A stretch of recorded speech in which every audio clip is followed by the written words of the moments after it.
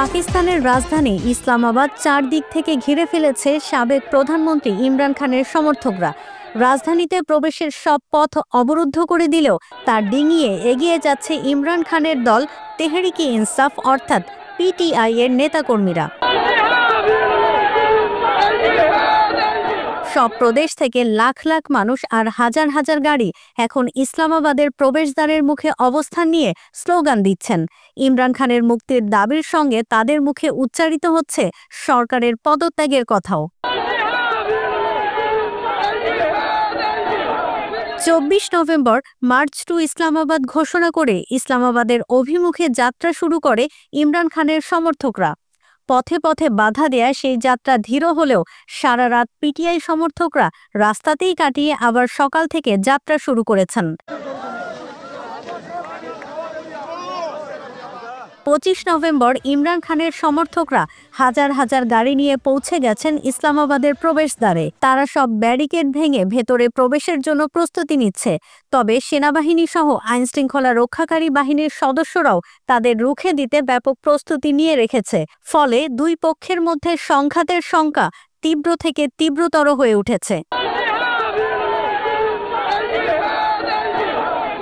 পাকিস্তানের খাইবার পাখতুনখোয়া প্রদেশ থেকে লাখ লাখ নেতাকর্মী ও সমর্থকদের নেতৃত্ব দিয়ে ইসলামাবাদের পার্লামেন্টের ভবন এলাকার রেড জোনের খুব কাছাকাছি চলে এসেছেন প্রদেশটির মুখ্যমন্ত্রী আলী আমিন গান্দাপুর। গান্দাপুরের সঙ্গে যোগ দিয়েছেন ইমরান খানের স্ত্রী বুশরা বিবি। তিনি পথে পথে বক্তব্য দিচ্ছেন আর বলছেন, ইমরান খানের মুক্তি নয়, আমরা পাকিস্তানের মুক্তির জন্য পথে নেমেছি। আমরা দেশকে মুক্ত করে ছাড়বো ইনশাআল্লাহ।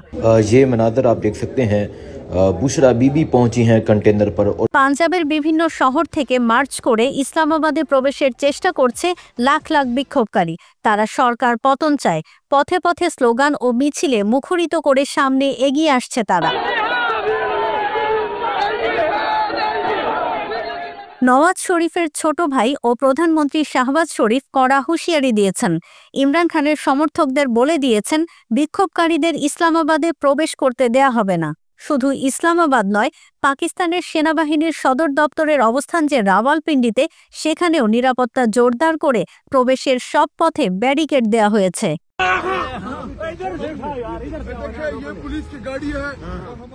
ইমরান খানের সমর্থকরা জীবনের বিনিময়ে হলেও ইসলামাবাদে প্রবেশের অঙ্গীকার ব্যক্ত করেছেন। তারা এগিয়ে যাওয়ার চেষ্টা করছেন। ইসলামাবাদে প্রবেশের সব পথে এখন ইমরান খানের সমর্থকরা অবস্থান করছেন।